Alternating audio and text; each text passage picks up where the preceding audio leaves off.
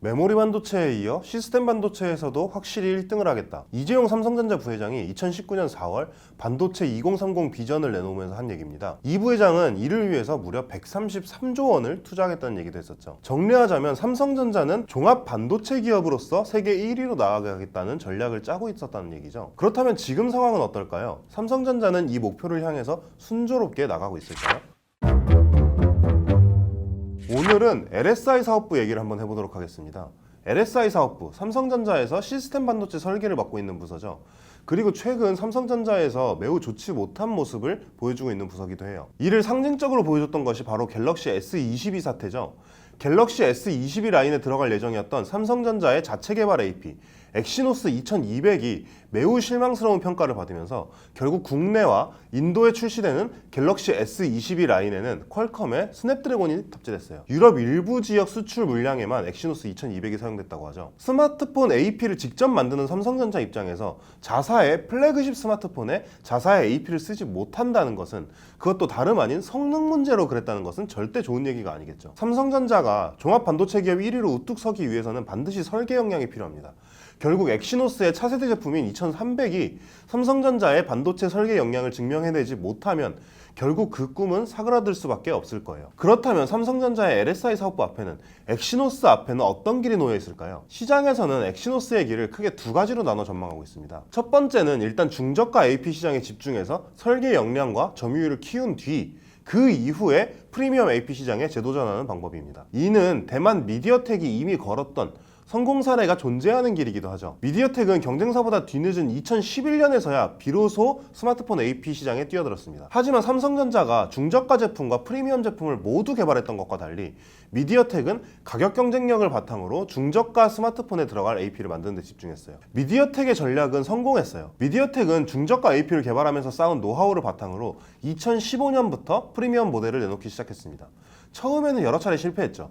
하지만 2021년 미디어텍이 출시한 디멘시티 9000은 퀄컴의 스냅드래곤 8 1세대와 삼성전자의 엑시노스 2200을 모두 성능으로 뛰어넘는 데 성공했습니다. 이후 스냅드래곤 8 플러스 1세대가 출시되면서 다시 성능이 역전되긴 했어요. 하여튼 프리미엄 AP 경쟁에서는 계속 고배를 마시고 있던 미디어텍이 이 시장에서도 충분히 먹힐 수 있다는 것을 보여주는 일이었죠. 삼성전자는 미디어텍이 썼던 이 전략을 벤치마킹하기에 매우 좋은 환경을 갖추고 있습니다.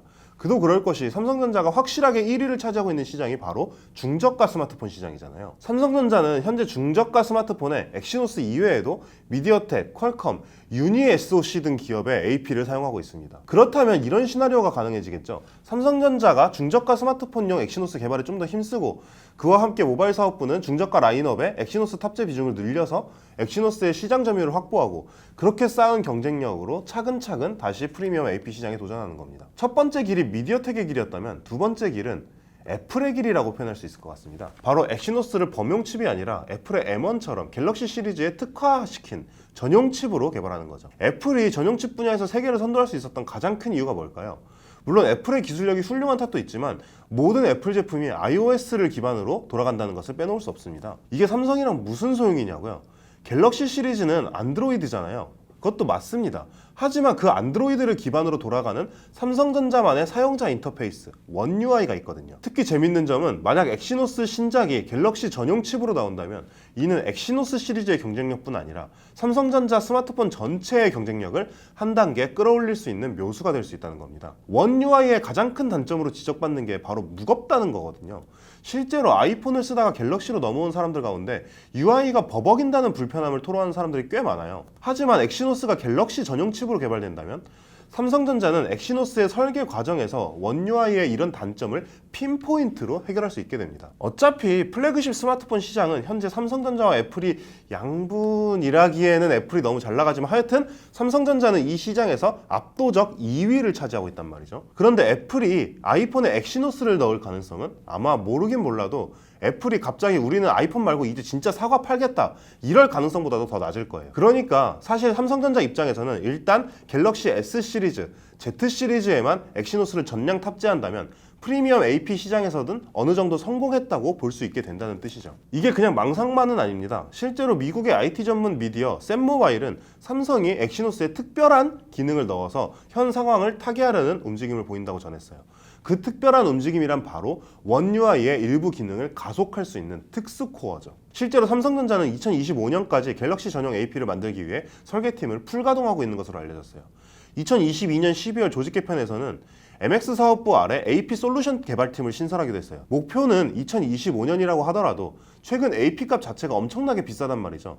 그렇다면 원가 절감을 위해서라도 갤럭시 S23에서 갤럭시 전용 칩을 한번 실험해볼 가능성을 아직 배제하기는 힘들다고 볼 수 있겠죠. 엑시노스의 부흥은 단순히 LS 사업부 얘기에서 끝나는 게 아닙니다.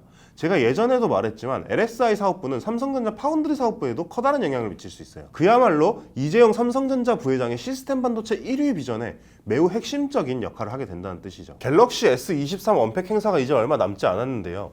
아마 이 언팩 행사에서 엑시노스와 관련된 삼성전자의 노림수가 드러날 것으로 보입니다. 과연 삼성전자는 어떤 선택을 할 것인지 궁금해지네요.